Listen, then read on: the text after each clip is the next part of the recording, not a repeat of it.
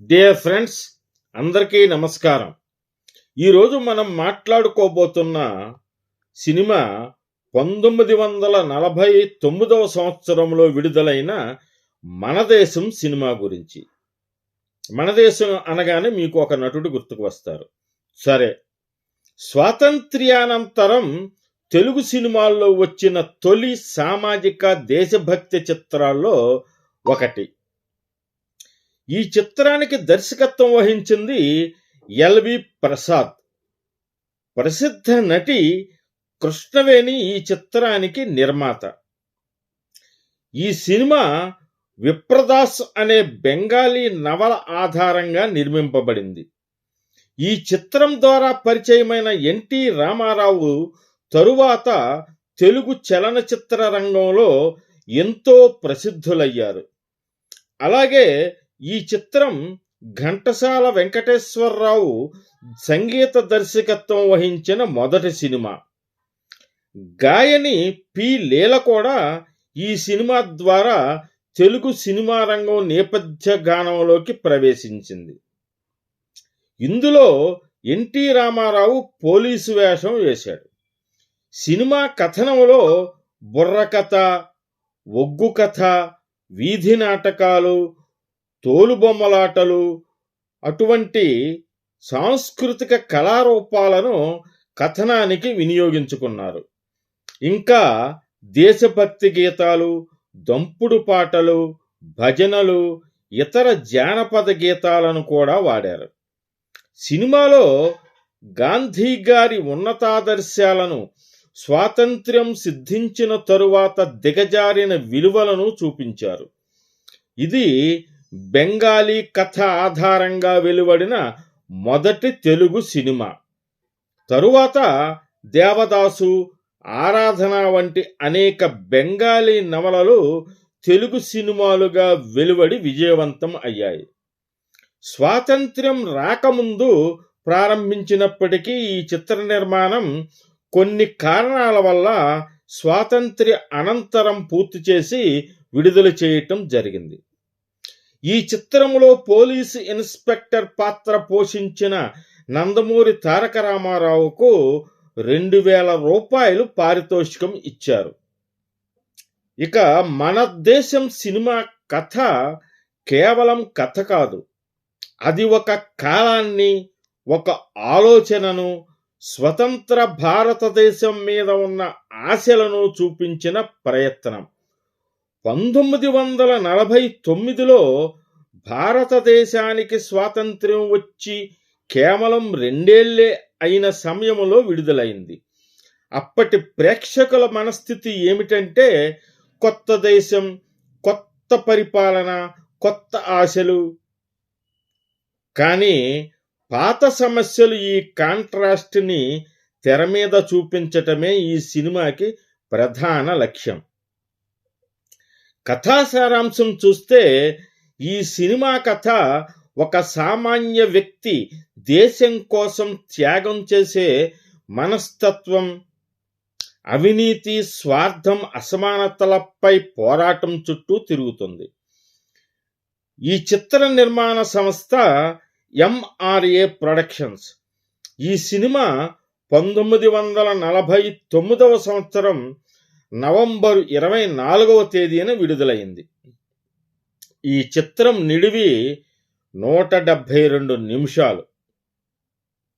ఇక కథాంశానికి వస్తే, రామనాథం సంపన్నుడైన గృహస్థుడు. అతని భార్య పేరు జానకి, వారి కొడుకు పేరు నెహ్రూ. రామనాథం సవతి తల్లి యశోద. యశోద కన్న కొడుకు పేరు మధు. యశోద రామనాథాన్ని కూడా కన్న కొడుకుగానే చూసుకుంటూ ఉంటుంది. ఇంట్లో పెత్తనమంతా యశోదదే. మధు రాజకీయాలలో పాల్గొనటం యశోదకు సుతారము ఇష్టం లేదు. తల్లికి కొడుకుకు ఈ విషయంలో ఎప్పుడు రగడ జరుగుతూనే ఉంటుంది. కానీ వదిన జానకి మధుని బుజ్జగిస్తూ బుద్ధులు చెబుతూ ఉంటుంది.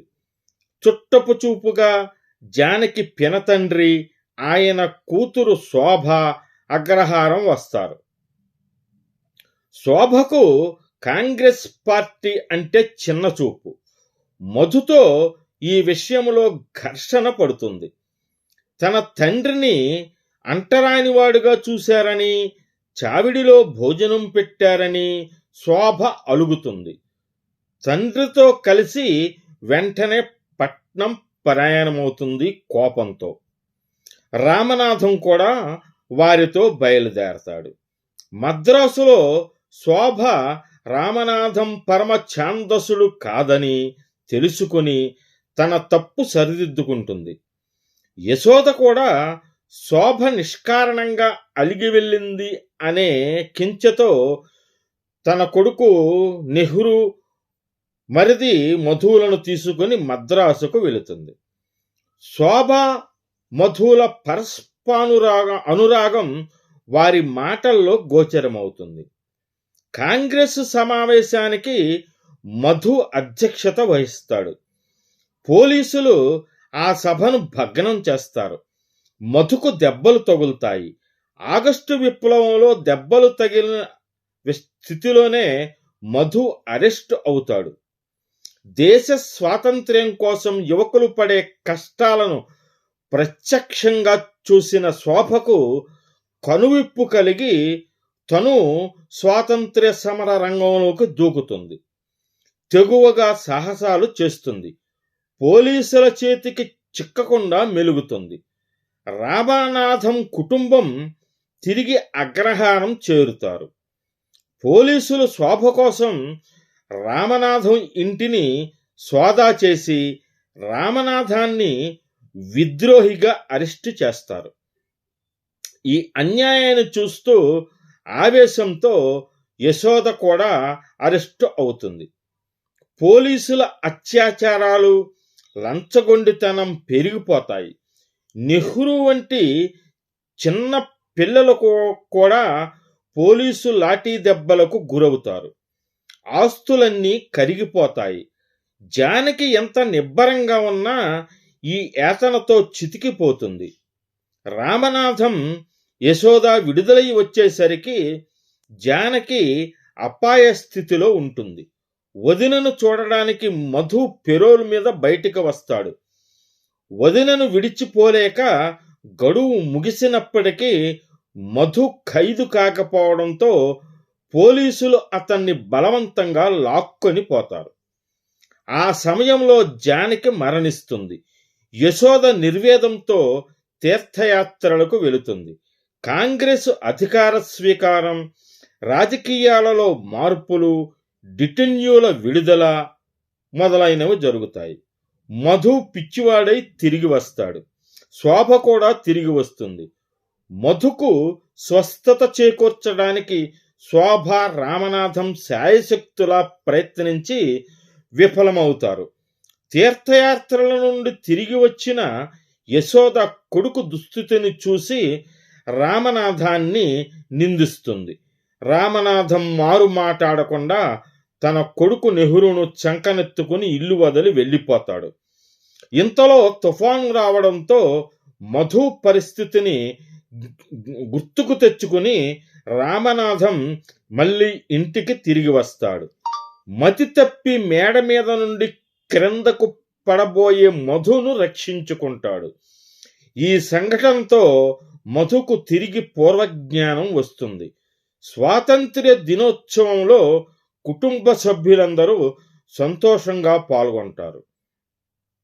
ఈ చిత్రంలో చిత్తూరు నాగయ్య రామనాథంగా, సిహెచ్ నారాయణరావు మధుగా, ఎన్టీ రామారావు పోలీసు ఇన్స్పెక్టర్గా, రేలంగి పోలీసు కానిస్టేబుల్గా, వంగర వెంకట సుబ్బయ్య నందయ్య అనే నౌకరుగా, రామనాథ శాస్త్రి బారిస్టర్ అంటే శోభ తండ్రిగా, మాస్టర్ విజయశంకర్ నెహ్రూగా, సి కృష్ణవేణి శోభగా, కాంచన జానకిగా, సి హేమలత యశోదగా, పువ్వుల లక్ష్మీకాంతం నరసి అంటే నౌకరుగా, సురభి బాలసరస్వతి శోభ స్నేహితురాలిగా నటించారు.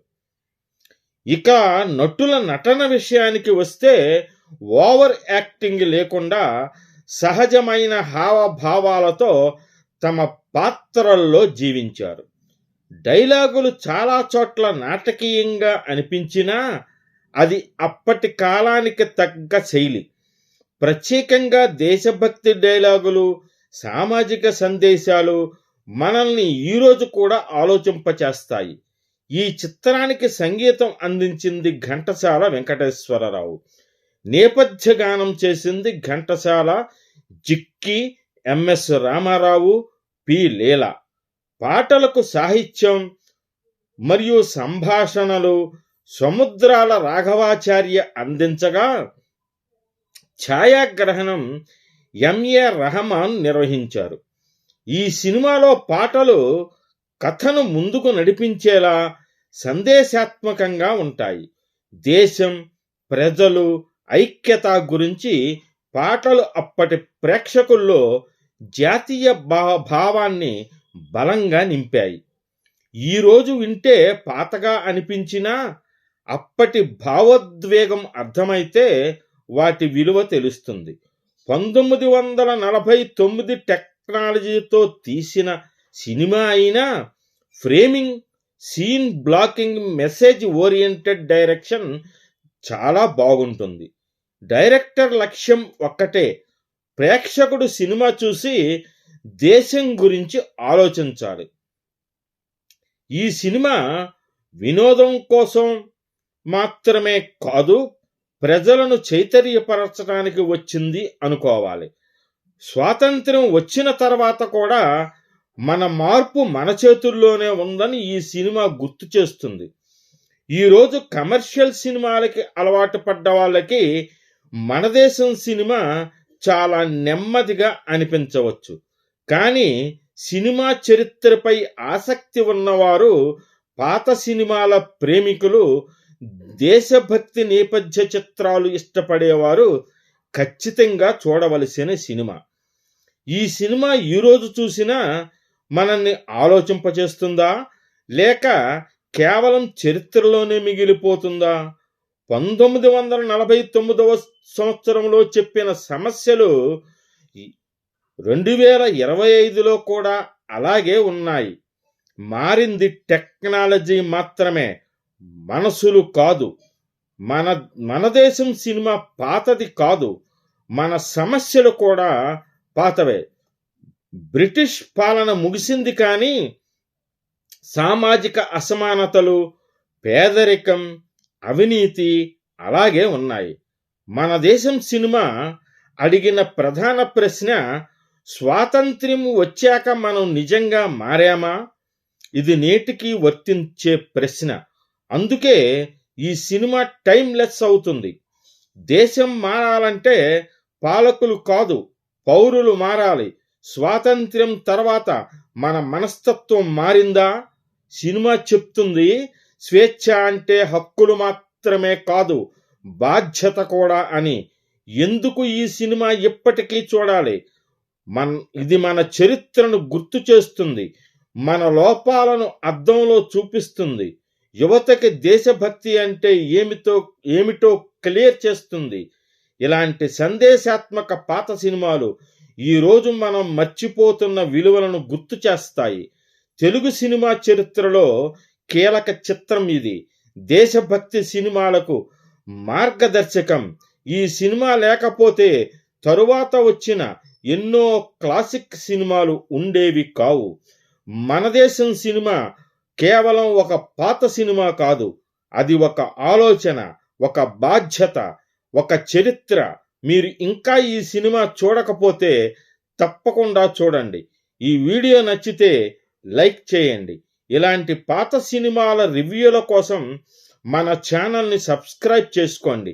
మీ అభిప్రాయాన్ని నిర్మోహమాటంగా కామెంట్లలో తెలియచేయండి. ఉంటానండి, సెలవు.